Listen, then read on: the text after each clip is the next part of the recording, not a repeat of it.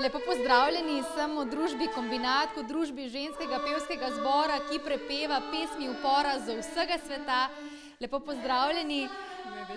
Pred 3 dnevi ste praznovali na dan upora proti okupatorju že svojo 10. obletnico, pa če pogledava nazaj, kaj bi rekli, ste slišane, se je kaj spremenilo?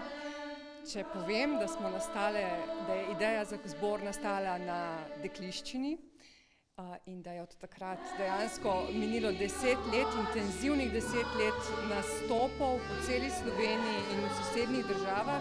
Ja, zgodilo se je že marsikaj, smo slišali tudi na družabnih omrežjih, kjer nam včasih očitajo, a niste samo pevski zbor, se pravi, kaj še, ampak ja, nismo samo pevski zbor. Zastopamo idejo solidarnosti v družbi, pravičnosti v družbi, solidarnosti z manjšinami v družbi in to izražamo skozi naše pesmi in skozi družbeno angažma. Ja, nedvomno ste upornice, kot lahko vidimo na svojih nastopih, ste oblečene v rdeče majčke, imate v logotipu prekrižano srp in kladivo, od ljudi pa v bistvu nekako širite sporočilo, da se je treba boriti za svoje pravice. Ja, seveda, absolutno. Smo potomke ljudi, ki so se borili za naše pravice in če ne drugega, nadaljujemo to izročilo. Pravice niso bile nikoli podarjene, ampak so bile izborjene in to je treba boriti in se za to boriti dalje.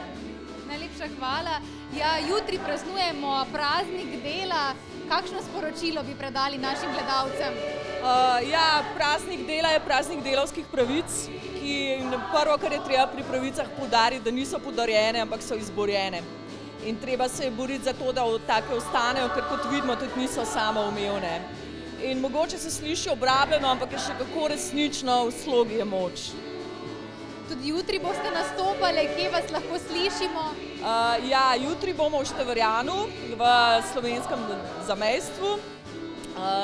Tam smo vedno zelo dobrodošli, no, saj smo tudi druge, seveda tudi ne, ampak pri zamejskih Slovencih prav čutiš še to neko dodatno dimenzijo slovenskosti, kako bi jaz temu rekla. Tako da je, zmeraj je dober občutek, zelo topel in se veselimo. Potem pa poglejte na našo stran in boste sproti obveščeni.